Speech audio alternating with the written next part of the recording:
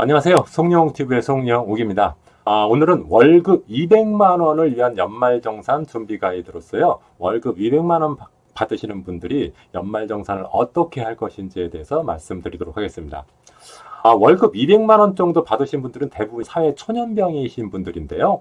이런 분들은 사실은 세금 내는 것도 아깝죠. 종잣돈 만들려면 돈이 많아야 되는데 거기서 또 세금을 빼고 나면 더 적어지잖아요. 그래서 일반적으로 좀 세금 줄이는 게 굉장히 중요한데 오늘 말씀드릴 부분은 이 월급 200만 원 정도 되는 직장인이 세금 낸 것을 100% 돌려받는 방법을 말씀드리도록 하겠습니다. 월급 200만 원 정도 받는 사회초년병 같은 경우요. 연말정산이 뭔지도 모르시는 분이 많습니다. 그래서 전혀 관리를 안 하시는데 일단은 연말정산이 무엇인지에 대해서 말씀드리도록 하겠습니다. 연말정산은요.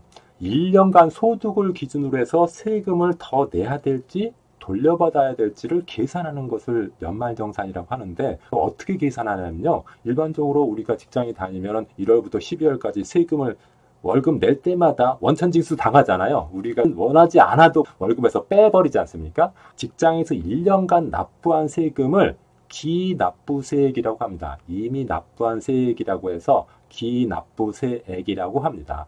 그런데 국가에서 받는 세금은 기납부세액이 아니라요. 세법상 1년 동안 내야 될 세금을 구하는 산식이 있어요. 그 산식에 의해서 나온 세금을 결정세액이라고 합니다. 그러니까 실제로 내가 내야 될 세금은 회사에서 돈 빼나가는 그 세금이 아니고 세법상 1년간 내야 하는 결정세액을 내가 내면 되는 거죠. 직장인이라고 하면은요. 그런데 만약에 기납부세액, 회사에서 1년 동안 빼간 세금이 120만 원이고 국가에서 내라고 하는 결정세액이 90만 원이라고 하면은 내가 세금을 더 낸 거잖아요. 그러니까 이런 경우에는 세금을 30만 원 돌려받게 되고요. 만약에 회사에서 낸 기납부세액이 120만 원인데 결정세액이 150만 원으로 계산되어 나왔다. 그러면은 내가 30만 원 적게 낸 거니까 세금을 30만 원 추징당하게 됩니다. 그래서 연말정산을 잘하는 사람들은 세금을 환급을 받는데 연말정산을 제대로 관리하지 못한 사람은 세금을 추징당하는 경우가 많습니다. 그것을 좀 알기 쉽게 설명하기 위해서 기초적인 그 내용들을 먼저 말씀드리도록 하겠습니다. 매월 월급에서 세금이 빠져나가는데요. 그 세금이 어떤 기준으로 빠져나가는지 여러분들 혹시 아십니까? 사회초년병이신 분들 그리고 연말정산에 별로 관심이 없으신 분들은 잘 모르시죠? 아셔야 됩니다. 2024년 근로소득 간이세액표라는 게 있는데 이게 뭐냐면은 세법에서 직장인들은 세금을 이런 기준으로 빼라고 이렇게 표로 하나 만들어준 게 있어요. 그걸 보고 직장에서 급여 담당자들이 그 금액만큼 빼서 국세청으로 주게 되는데 월급 200만 원이신 분들은 만약에 가족 수가 한 명이다. 1인 가구다 그랬을 때는 세금을 21,472원 빼고요. 월급이 300만 원이신 분들은 81,785원, 400만 원이신 분들은 21만 5,556원, 500만 원이신 분들은 36만 9,017원, 1,000만 원이신 분들은 무려 150만 3,990원이나 냅니다. 그러니까 소득이 많을수록 세금을 많이 뗀다는 걸 일단 알 수가 있죠. 그런데 그 차이가 엄청납니다. 200만 원일 때 2만 원인데 300만 원일 때 8만 원 정도. 100만 원 소득이 되니까 세금은 4배 정도 늘어나고요. 400만 원이 되면 한 10배 정도 세금이 늘어나고요. 500만 원 정도 되면은 한 15배, 1000만 원 정도 되면은 무려 한 75배 정도 세금을 더 많이 냅니다. 그러니까 여러분들 돈을 많이 벌면 할수록 세금은 굉장히 많이 내게 됩니다. 왜냐하면 과세 표준에 따라 세율이 점점 올라가기 때문에 그런 거죠. 그래서 돈 많으신 분들이 막 세금 때문에 죽겠다는 말 하시죠? 그렇습니다. 한 달에 세금을 150만 원씩 내시는 분들, 이런 분들, 사실 세금만 돈이 들어가는 게 아니지 않습니까? 그러다 보니까 이제 돈을 많이 버시는 분들은, 세금 때문에 못 살겠다, 이런 소리를 하게 되는 겁니다. 그렇지만 200만 원 정도 수준에서는 한 2만 원 정도 세금만 낸다. 그런데 200만 원에서도 보니까 가족 수가 한 명의 경우에는 21,472원이지만은 2명이 되니까 16,220원 더 줄어들고요. 가족 수가 3명인 경우에는 7,260원, 4명인 경우에는 3,542원밖에 안 됩니다. 그러니까 가족 수가 늘어나면은 세금도 줄어드는구나 이렇게 알 수가 있겠습니다. 만약에 가족 수가 4명을 기준으로 본다면은 200만 원인 분이 가족 수가 4명이면 세금은 3,542원밖에 안 된다. 굉장히 적죠? 그런데 만약 월급이 1,000만 원이다 그러면은 4명이라도 세금을 얼마 냅니까? 128만 5,515원.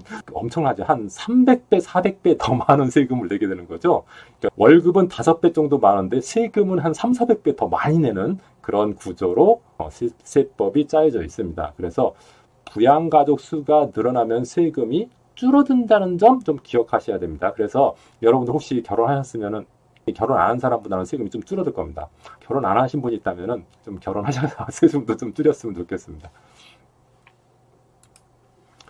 연말정산할 때는요, 결정세액이 적게 나오게 하면 세금이 줄어듭니다. 결정세액이라는 게 조금 전에 말씀드렸다시피 국가에서 받아야 되는 세금이 결정세액이라고 했죠.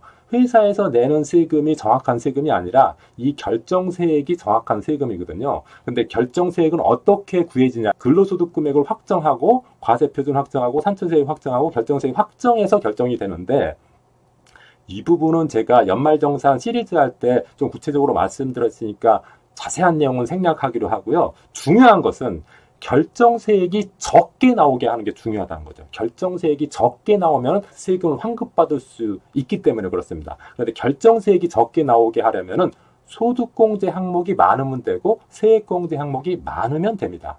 그래서 연말정산의 핵심은 소득공제를 많이 받는 것, 세액공제를 많이 받는 것, 이게 중요한데 연말정산에 대해서 전혀 신경 쓰지 않는 사람은 소득공제, 세액공제 관리를 하나도 안 하거든요. 그런데 연말정산에 신경을 쓰는 사람은 이 소득공제, 세액공제 항목을 가능한 한 많이 만들어서 환급을 받는 겁니다. 저 같은 경우도 직장 생활할 때요, 이 소득공제, 세액공제를 많이 받아서 보통 매년 그 연말정산할 때 200만 원에서 300만 원 정도로 환급받았거든요. 여러분들도 그런 노하우를 좀 알아두셨으면 좋겠습니다. 결정세액을 줄이는 방법은 소득공제, 세액공제를 많이 받는 거라고 했는데 그 내용들이 어떤 거냐면은 소득공제는 인적소득공제, 특별소득공제, 기타소득공제, 세액공제는 자녀공제, 연금계좌공제, 특별세액공제, 월세액공제, 외국납부세액 이런 것들이 있습니다. 이것도 제가 연말정산 시리즈 할 때 각각 세부적으로 말씀드린 영상들이 있거든요. 그 부분을 참조하시면 일단 됩니다. 어쨌든 소득공제 항목과 세액공제 항목을 많이 만드는 게 좋겠다. 이것은 일단 먼저 기억하시고요. 구체적인 내용들은 제가 이미 영상으로 찍어놨던 연말정산 시리즈를 참고하시기 바랍니다.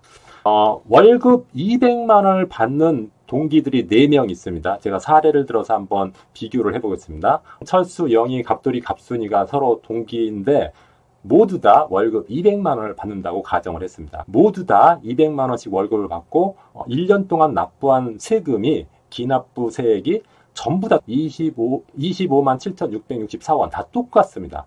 그러니까 월급이나 기납부 세액이 똑같은 4명을 기준으로 해서 연말정산을 어떻게 하느냐에 따라서 세금을 돌려받기도 하고 세금을 추징당하기도 하는 이런 결과가 나는데 철수 같은 경우에는 세금을 25만 7,664원 냈는데 결정세액을 받더니 30만 7,664원. 그러니까 국가에 내야 될 세금이 30만 원이 넘는 거죠. 그런데 실제로 낸 돈, 회사에서 낸 돈은 25만 원 정도밖에 안 됩니다. 그래서 그 차이인 5만 4,970원을 연말정산한 다음에 추징당합니다. 그러니까 급여에서 이만큼 더 내야 된다는 거죠.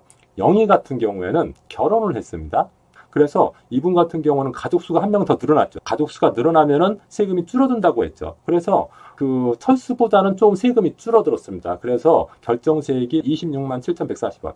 그래도 기납부세액보다는 좀 많기 때문에 1,420원을 추징당했습니다.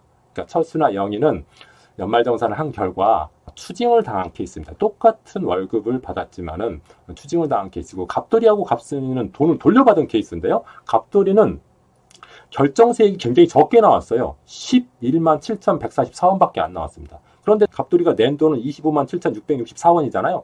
그러니까 세금을 더 많이 냈어. 그래서 15만 4,570원을 돌려받게 됩니다. 이 친구 같은 경우에는 결혼해서 배우자 공제를 할 수가 있었고요. 이 친구가 직업훈련 같은 걸 받으면서 교육비로 100만 원이 들어간 증빙을 연말정산할 때 냈어요. 그랬더니 15만 4,570원을 환급받을 수 있었습니다. 갑순이 같은 경우는요. 세금을 전부 다 돌려받았어요. 갑순이는 월세 살고 있었는데 월세 공제를 받았습니다. 월세 50만 원짜리를 살고 있는데 월세 낸 돈 증빙, 월세 증빙을 연말정산할 때 냈더니 세금을 다 돌려받았습니다. 그러니까 갑순이는 세금을 한 푼도 안 내게 된 거죠. 그러니까 월급이 똑같은 사람도 연말정산할 때 어떻게 준비했느냐에 따라서 세금을 추징당하기도 하고 환급을 받을 수도 있다는 거죠. 월급이 적다고 연말정산을 무시해버리면은 한 25만 원 정도 되는 돈을 돌려받을 수 있는 것을 못 받는다는 소리입니다. 그래서 연말정산할 때 여러분들이 꼭 챙겨야 될 거 몇 가지를 소개해 드리겠습니다. 월급 200만 원 정도 받는 직장인이 세금 한 푼도 안 내는 방법 한 8가지 정도가 있는데요. 이 중에 하나만 준비하면 여러분들이 낸 세금 전부 다 돌려받을 수 있습니다. 첫 번째는 부양가족 2명 추가하면 됩니다. 예를 들어서 결혼 안 했던 사람이 결혼하고 아이 1명 낳으면 세금 한 푼도 안 내도 됩니다. 이것이 불가능하다 그러면 연금저축 200만 원 납입하면요. 세금 다 돌려받을 수 있고요. IRP, 개인형 퇴직연금이죠. IRP 200만 원 저축해도 세금 다 돌려받을 수 있습니다. 교육비로 200만 원 쓴 경우도 마찬가지고요. 월세 200만 원 정도 낸 경우, 이게 월이 아니라 연간 기준으로 했을 때 200만 원, 내가 혹시 아파가지고 의료비로 200만 원 정도 나갔다. 그러면은 그것도 세금을 다 돌려받을 수가 있고요. 그 다음 전세대출 원리금 상환액이 연간 400만 원 이상 된다. 또는 청약저축 300만 원 이상 넣고 자동차 보험료 100만 원 정도 들어갔다. 이런 경우에 해당된다면 이 중에 하나만 해당이 되면은 200만 원 정도의 월급을 받는 사람인 경우에는 100% 세금을 환급받을 수 있습니다. 여러분 지금 200만 원 받고 계십니까? 100% 세금 환급받을 수 있도록 연말정산 하시기 바랍니다.